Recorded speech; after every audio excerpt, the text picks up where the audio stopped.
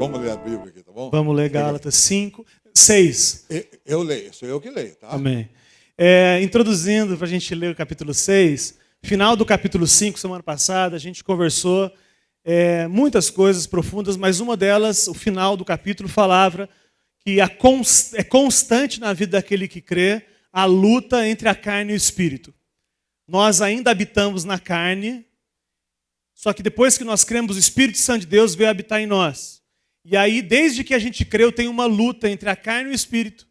E o texto final do capítulo 5 falou que tem as obras da carne, mas tem o fruto do espírito. Ok? Então, diga misericórdia se você também luta constantemente contra os seus impulsos naturais. Ok? Estamos aqui numa colônia de pessoas que lutam contra os seus impulsos para ser aquilo que Jesus quer. E aí no capítulo 6, versículo 1, ele começa... Quer que eu leia aqui? Tá bom. Só comecinho. Irmãos... Acho que é bom você ler o texto inteiro e a gente vai dissecando. Deixa eu ler tudo? É? Chegou o rei. Pronto. Sério? Você não quer? Então muda, então. Então vai. Eu não sei, vamos começar pelo menos, depois a gente vai. Irmãos, se alguém for surpreendido em algum pecado, vocês que são espirituais deverão restaurá-lo com mansidão. E aí? Cuide-se, porém, para que cada um também não seja tentado. Opa. E tem Ele acabou de dizer de uma tensão entre o que você é e o que você deveria ser. Entre a sua carne e o Espírito que habita em você está te transformando. E na sequência, porque a Bíblia não foi escrita em capítulos e versículos, na sequência ele diz: irmãos, se alguém entre vocês tiver uma atitude carnal, como é que você tem que tratar ele? Segundo o texto. Com mansidão. Aliás, mansidão é um fruto do Espírito, né? A gente acabou de ler o fruto do Espírito para quem conhece. Então ele está dizendo, nessa luta constante que a igreja tem entre o que é e o que deveria ser, se você flagrar, certo? Alguém numa atitude incoerente com o evangelho, você deve tratar e cuidar desse irmão com mansidão. É fácil isso, irmão? Principalmente quando ele está cometendo um pecado que você queria estar cometendo. É muito difícil. Porque você já superou esse pecado e aí você...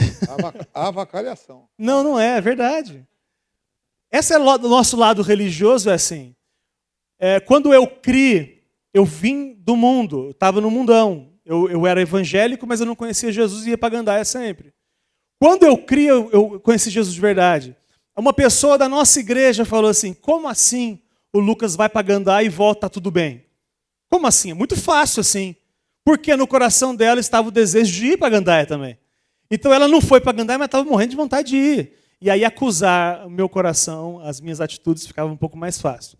Então, a tensão do texto inicial é, na luta que vocês têm, se você flagrar alguém que não é o que deveria ser, você é expulso da igreja. Você faz textão no Facebook para falar mal do irmão sem falar o nome dele, é isso? E coloca no final, quem tem ouvidos para ouvir, ouça. Né? Bem cutucado de Facebook. Não é assim que a gente trata o pecado do irmão. O pecado do irmão a gente trata com mansidão. A gente traz para perto.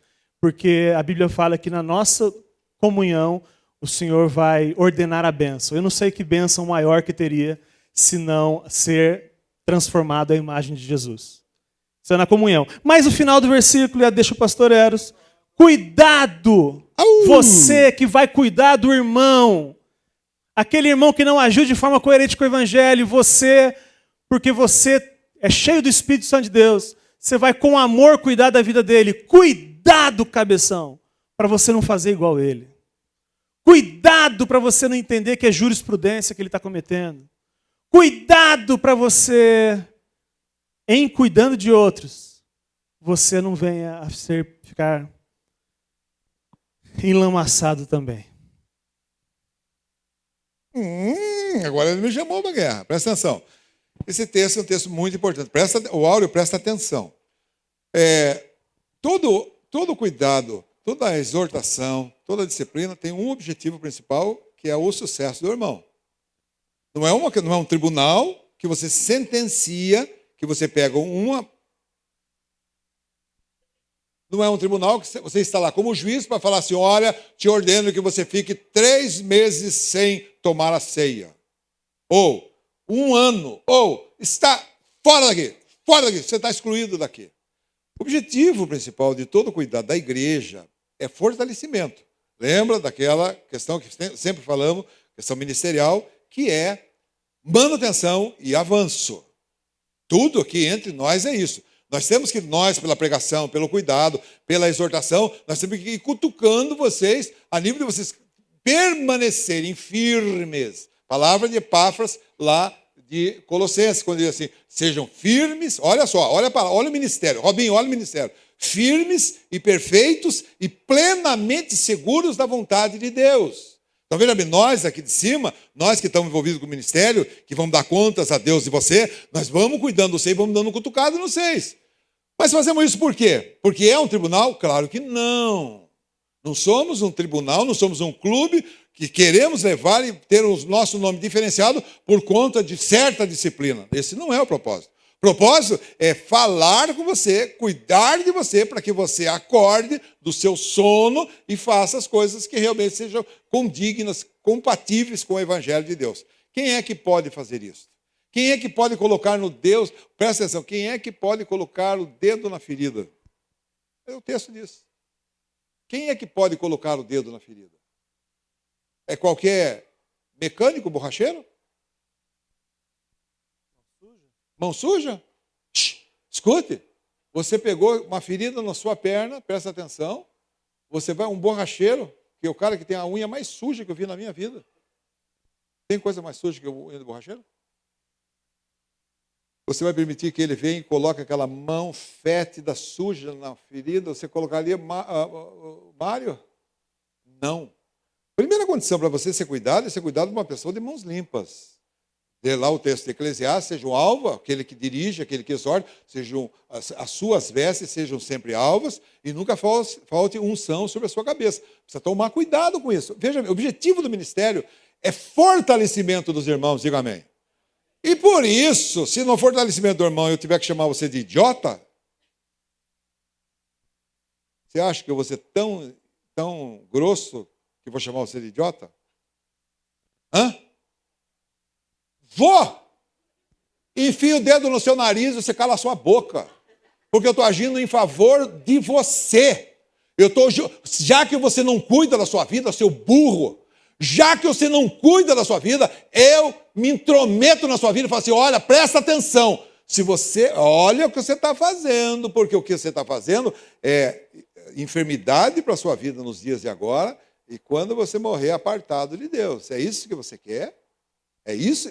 Esse é o teu interesse? Essa é a sua responsabilidade? Então, veja bem, aquele que for surpreendido em alguma falha, nós devemos, com mansidão, cuidar de você. E na sequência de tudo isso, ele diz assim, mas cuide também para que não caia. E aí eu digo para você o seguinte, essa palavra também é cansado de dizer para vocês. Eu digo para vocês que se você não tomar conta, preste atenção, amados de Deus. Se você não, em ouvindo a palavra, você não tomar providências na sua vida, quanto ao zelo, quanto à firmeza, você não obedecer o que a palavra diz, eu digo para você que o tempo da sua permanência, você não vai ser uma pessoa excelente. O tempo da sua permanência vai ser muito pequeno. E você adiante, você vai ser lembrado de uma pessoa que veio, alegrou-se, mas que não deu importância, foi-se embora. Preste atenção nisso. Toda a exortação tem um objetivo principal, é de que seja o seu fortalecimento, seja você acordar de um sono, o Salmo 13 assim, ilumina os meus olhos para que eu não adormeça na morte. Olha, estamos todos nós, olha só, estamos todos nós aqui, estamos andando aqui, eu preciso estar olhando. De vez em quando eu chego, eu estou aqui olhando, e eu estou vendo você, e eu estou procurando ver você, e estou olhando você. Veja bem, e a preocupação sempre é isso, para que nenhum de nós, em qualquer tempo, se endureça pelo engano do pecado.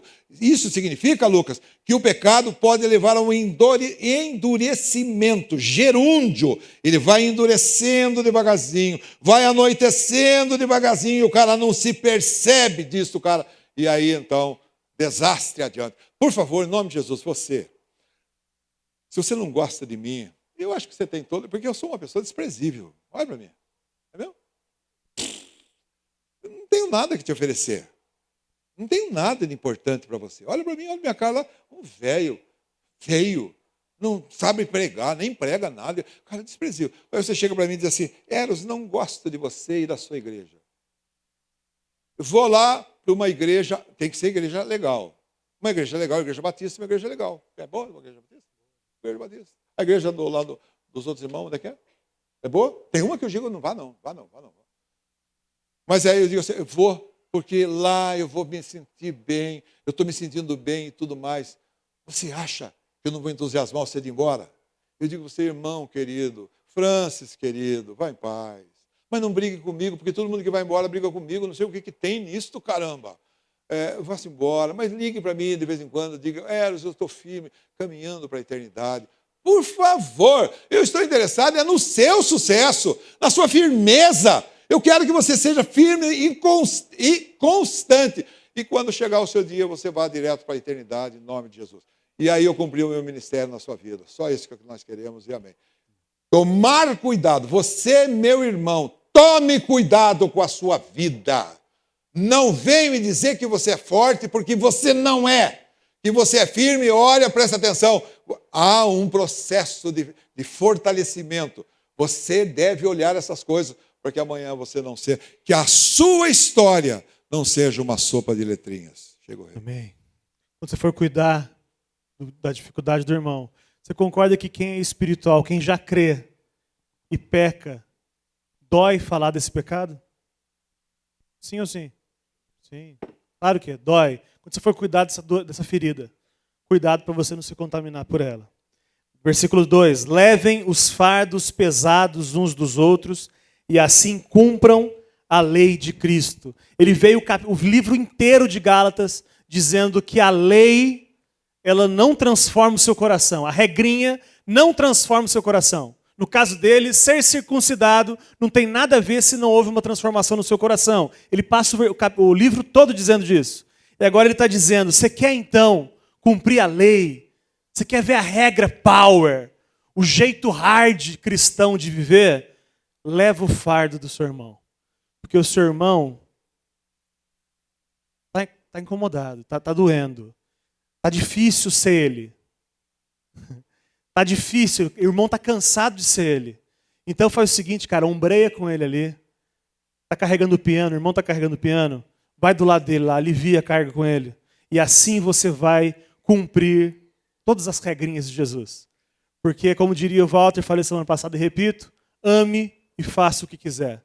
Quando você está de fato preocupado com o irmão, não tem nada que você vai fazer pelo irmão que vai magoar o irmão ou que vai ofender o irmão. Amém, irmãos? Amém. Se alguém se considera alguma coisa, versículo 3, nada sendo, engana-se a si mesmo. Cada um examine os próprios atos, e então poderá orgulhar-se de si mesmo, sem se comparar com ninguém. Irmãos, seja honesto. Como é fácil você se sentir salvo quando você olha para o irmão do seu lado que peca um pouco mais frequente do que você. É muito fácil, semana passada falamos sobre isso. Quando você, para se sentir salvo, você baseia a sua salvação porque você é melhor do que o Ricardo, você está caindo da graça de Deus, porque você, assim como o Ricardo, não vale nada. Quando eu olho e vejo que o Ricardo está um pouco pior do que eu e uso isso para a segurança da minha salvação, eu estou caindo da graça. Considerar, olha que isso é importante, decora isso. Bota uma foto minha preto e branco no Facebook e escreve essa frase. Considerar alguém mais santo do que você é arrogância. Presta atenção que você vai construir comigo. Quando eu fico falando muito bem da santidade de alguém, nossa, fulano, o Áureo é um homem muito santo. Tem cara de santo, não tem? Ele tem cara mesmo. Aquele brinco na orelha dele é uma coisa impressionante. Quando eu fico valorizando a santidade de alguém, isso é arrogância. Porque implícito está que eu sou pior do que esse, mas eu sou melhor do que um monte de gente. Quando eu fico me comparando e digo assim, eu não sou tão bom quanto Eros, no fundo eu estou dizendo que eu sou melhor do que muita gente. porque quando eu fico me comparando com os outros. Isso é arrogância. O texto está dizendo que cada um examine os próprios atos e então poderá orgulhar-se de si mesmo, sem se comparar com ninguém, pois cada um deverá levar a sua própria carga. No dia de Cristo, no tribunal de Cristo, Agora é comigo. é sozinho. Agora é comigo mesmo. Complete. É isso. Sorte para mim. Na morte ou na vinda de Jesus, a carga é sua. Será que você deixou essa carga Meu Deus. aos pés de quem pode? Ou você está carregando a carga? Olha, uma luta, mais uma dificuldade, é para convencer as pessoas do juízo vindouro. E as pessoas sempre, semana passada, 10 dias atrás, sei lá quanto, a contestação é, as pessoas dizem assim, será que é assim mesmo? Será que não está vendo um exagero? Eu te digo, as palavras ditas, elas estão absurdamente harmônicas com todo o contexto divino. Estamos falando de uma realidade, presta atenção. Vai haver ressurreição, o argumento central de Paulo. Ele se defendendo lá diante de reis e de tudo mais, ele fala assim, vai haver, olha isto, vai haver ressurreição tanto de vivos como de mortos. Passou a régua. Está muito claro isso, que vai haver ressurreição dos bons e dos maus. E os maus, diz a palavra, um texto amarrado nisso plenamente, a questão de Daniel 12. Preste bem, está muito claro a questão da sentença. Presta atenção. Se eu entreguei a minha vida ao Senhor, se eu crio no que a palavra de Deus diz, se eu vivo em conformidade com o que a palavra está me sugerindo, eu digo para você, se creio nisso, creio no poder de Deus na minha vida, que transforma a minha vida e me faz de uma pessoa abominável, uma pessoa agradável, eu digo para você o seguinte, estou na glória, definitivo. Mas presta atenção. Muitos, para não dizer a grande maioria, acha que a questão do inferno e da condenação é alguma coisa que dá-se um jeito depois. Não é assim que as pessoas pensam? Sobre isso, como disse o rei Agripa, te ouvirei mais adiante, é o Félix. Te ouvirei mais adiante. A pessoa, quando você fala assim, olha, vai haver julgamento. Fique sabendo, todos nós que aqui estamos, que vai haver um julgamento. E esse julgamento, se você não entregou a sua vida ao Senhor, se você não creu que Jesus é o Cristo, o Filho de Deus, a solução de Deus, você está fora, porque é o único meio de você ser filho. E se você não é filho, você não é herdeiro. Então presta atenção, muito claro isto. Não se adorne as pílulas. Todos nós que estamos aqui, nós sejamos mais uma vez esclarecidos e lembrados de que vai haver um julgamento.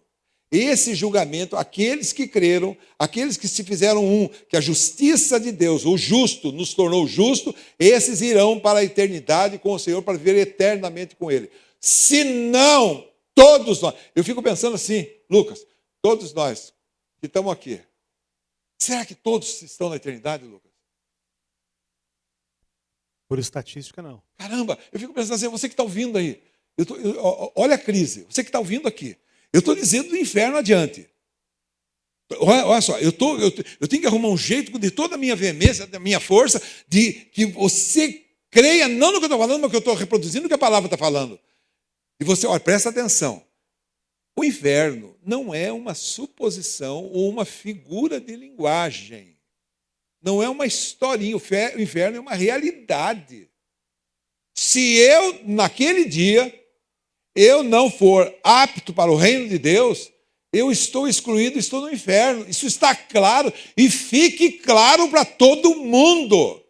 Que se eu não tiver acesso ao céu, que é pela minha unidade, pela minha união, pela minha aliança com o Senhor, pela minha fé, no sacrifício que Ele fez em meu favor, que me torna uma pessoa apta para ingressar no reino de Deus, eu digo para você, se não for desse caminho, o caminho é apartado de Deus.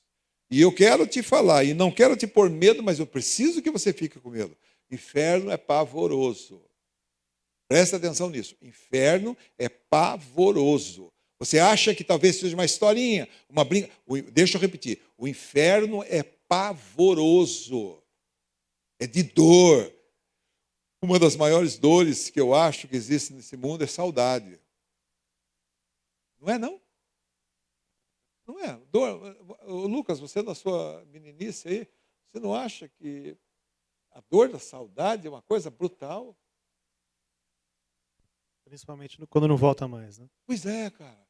Nunca mais volta. Cara, é brutal isso. Isso só para você entender que, olha, com relação a dores, não é uma brincadeira. Não é uma brincadeirinha que eu posso sugerir, pronto, e eu jogo o problema para resolver adiante. Não é. A solução de Deus é a morte de Jesus. Se não fosse desse jeito, não teria acontecido. Amados irmãos, presta atenção nisto. Não há outro caminho. O caminho para a eternidade é esse o caminho do Senhor. Se você, por acaso, você confiar em outra coisa que não seja o Senhor, não vai prestar, não vai dar boa coisa, não vai trazer resultados positivos para você. A ideia de que você pode resolver o seu problema depois e não agora, ainda é um resquício religioso. Para os espíritas, eu resolvo nas próximas encarnações. Para os católicos, eu resolvo isso no purgatório. Para os evangélicos, eu resolvo isso no reino milenar. A Bíblia diz que depois da morte está sacramentado. E o dia que você tem é hoje. A Bíblia fala em Eclesiastes 3 que existe um tempo para todas as coisas. Tempo para abraçar, etc. Todo mundo conhece o texto. Mas quando Jesus vai falar a respeito de salvação, ele diz que este é o ano aceitável do Senhor. Ele diz que a hora da salvação é agora. Deixa para depois, não, é agora. E lembrando que você não consegue se salvar, a única coisa que resta para a gente fazer junto é clamar ao Senhor para que Ele transforme seu coração e te venha habitar em você através do Espírito Santo, te faça herdeiro e a promessa da herança venha sobre você. Amém, irmãos? Versículo 6. O que está sendo instruído na palavra, partilhe todas as coisas boas com quem o instruiu. Coisas boas. Quais são as coisas boas? Todas as coisas boas. Seja um bom x-bacon, até um bom testemunho de transformação. Aquela pessoa que te ensinou na palavra, que tem te ensinado, compartilhe. Partilhe todas essas coisas. Versículo 7. Talvez onde a gente vai parar agora. Não se deixe enganar.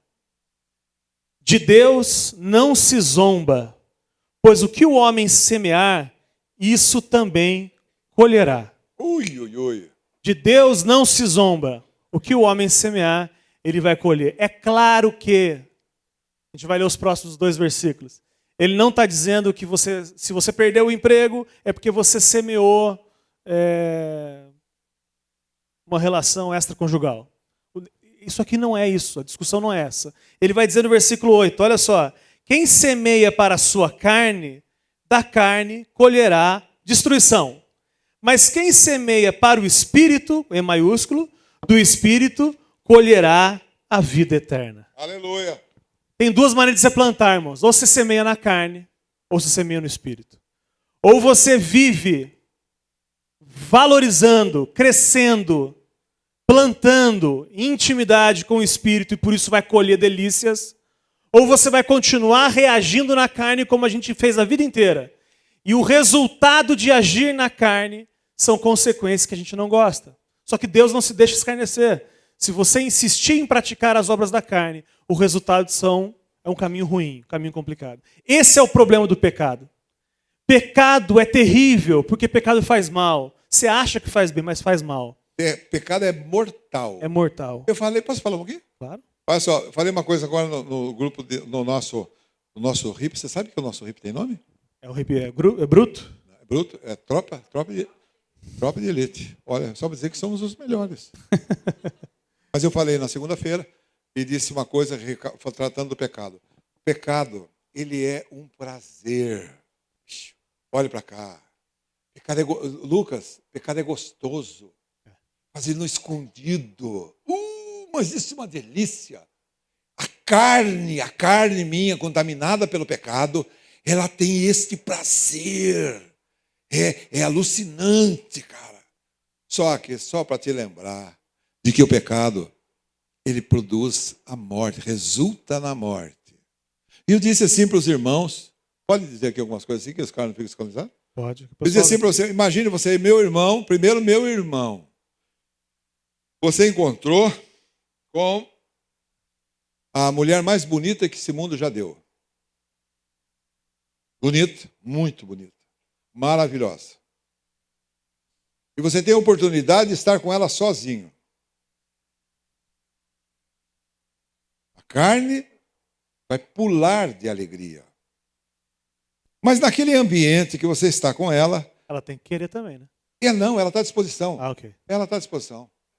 Está ali à disposição. Se um não quer, dois não brigam. Está ali pronto.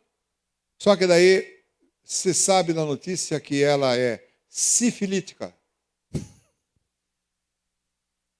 Que ela tem AIDS. Que ela tem gonorreia.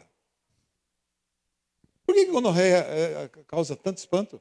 Eu não sei. Não sei. Médico, por quê? Falo de sífilis, todo mundo acha espiritual. Falei de gonorreia, é mundano. Hã?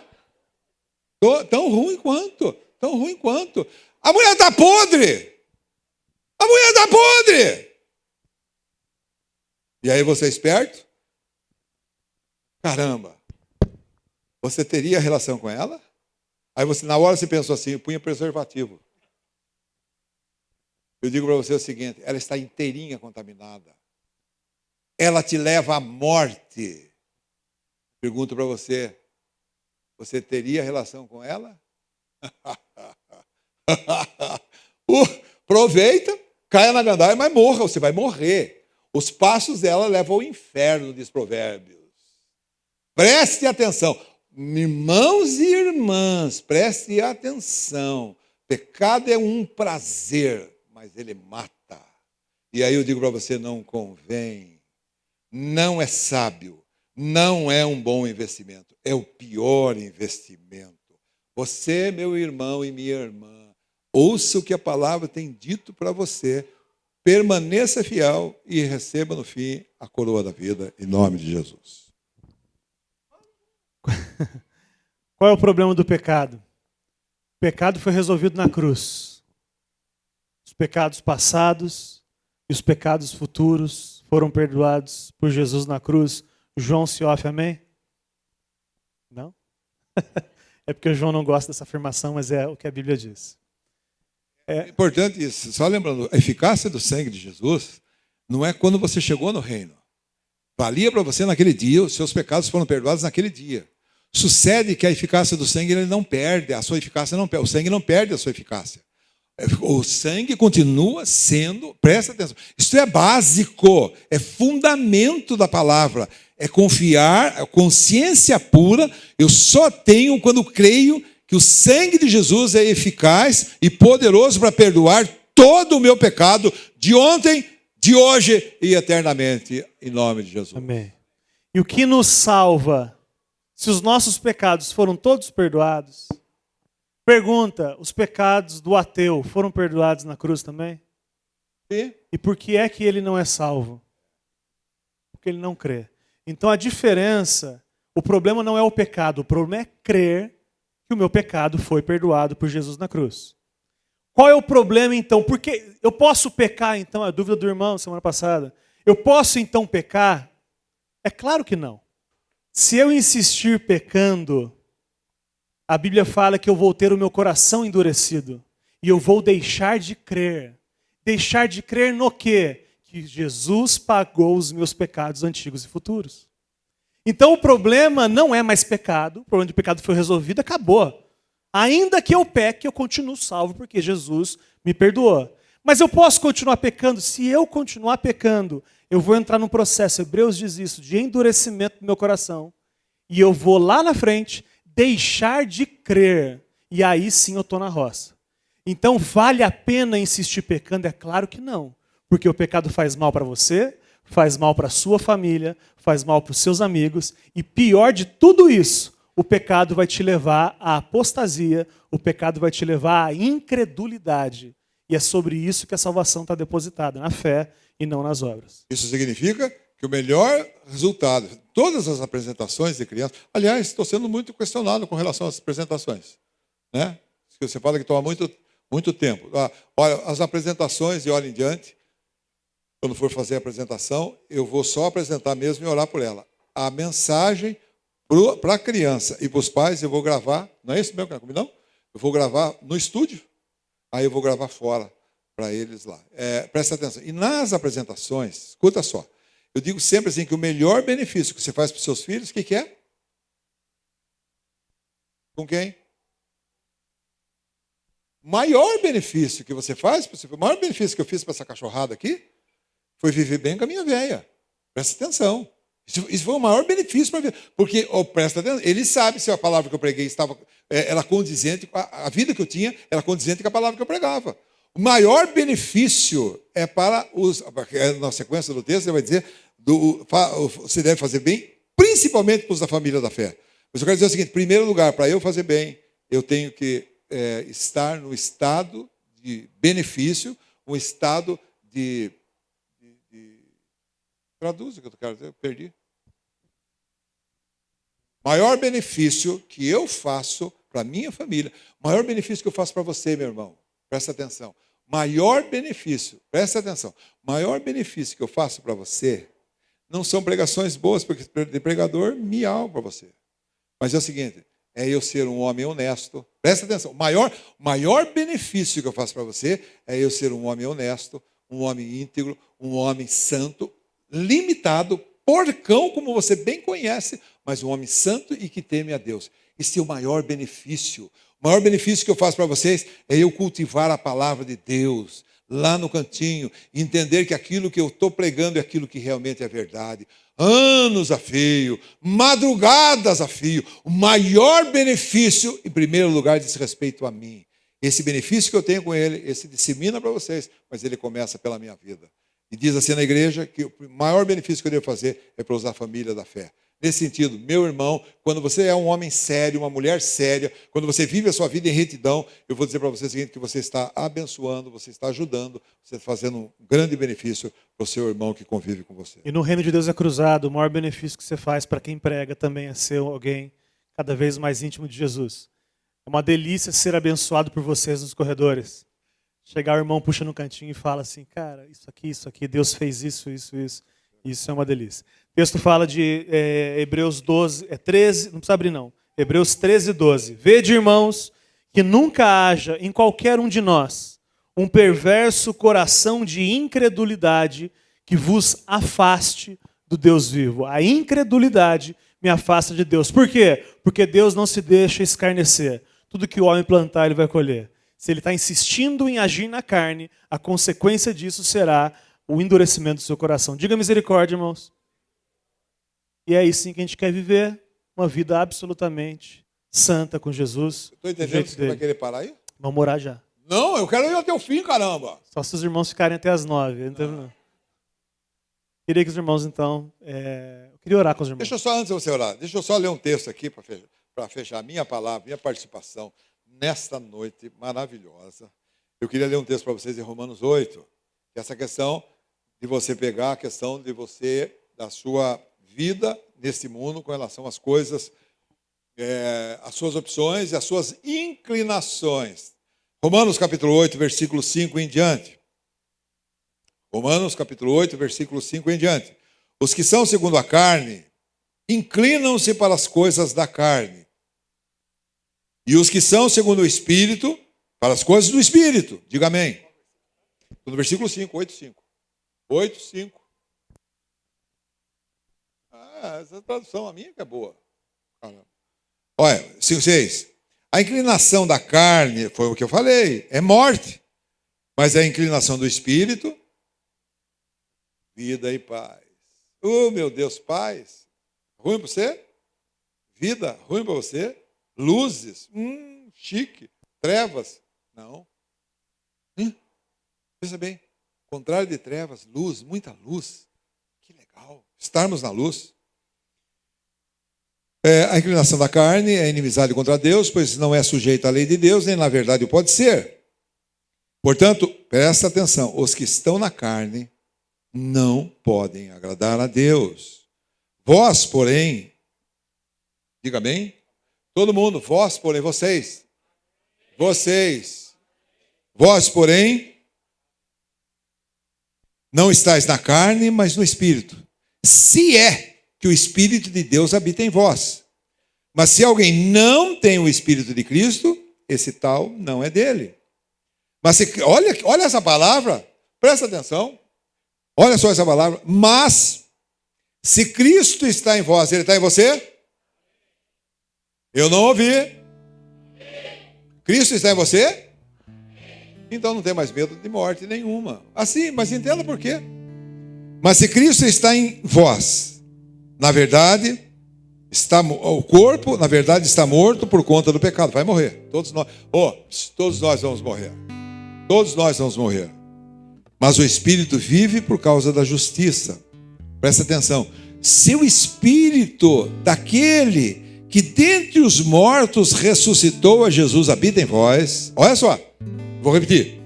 Mas se o Espírito daquele que dentre os mortos ressuscitou Jesus habita em vós, aquele que dentre os mortos ressuscitou a Cristo Jesus, vivificará também os vossos corpos mortais pelo seu Espírito que em vós habita.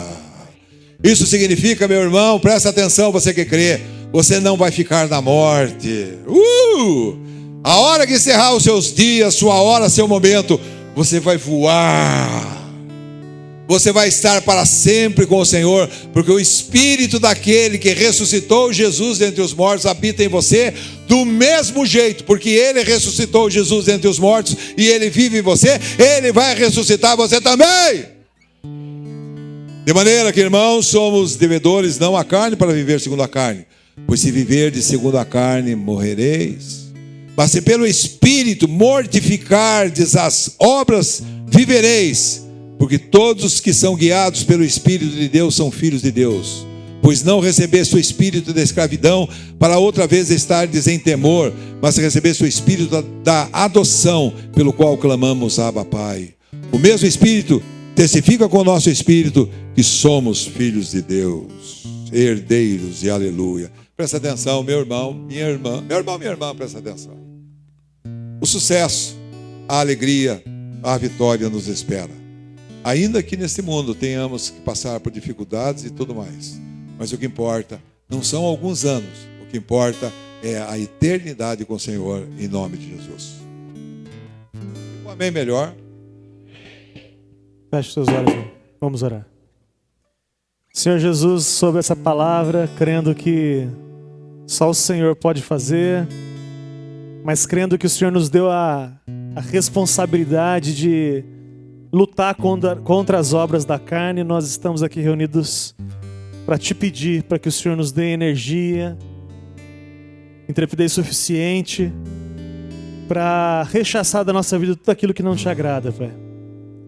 Nos ajude nisso, que a gente possa ter convicção, Pai, do nosso relacionamento com o Senhor. Se existe alguém aqui, Pai, que confiava nas obras, que ele possa experimentar que o seu fardo pesado foi colocado aos seus pés e que pode descansar e pode se declarar filho, porque o Senhor tem feito uma obra única de transformação. Senhor Jesus, perdoe as nossas limitações. O Senhor conhece os nossos pecados mais do que a gente. Então eu te peço que nesses pecados que infelizmente ainda cometemos, nós, mais uma vez aqui em família, declaramos que nós não queremos mais agir assim, em nome de Jesus. Cada irmão está lembrando do seu pecado e nós aqui juntos declarando que nessa noite acabou, Pai. Nós tomamos uma postura perante o Senhor de fazer diferente, de agir no Espírito e não agir na nossa carne, Pai. Faça isso para a sua glória. E quando, se um dia acontecesse da gente se perceber devedor nisso de novo, nós tomaremos essa decisão de novo de abandonar, de romper com esse pecado, Pai. Faça isso para a sua glória, os irmãos digam amém. Amém.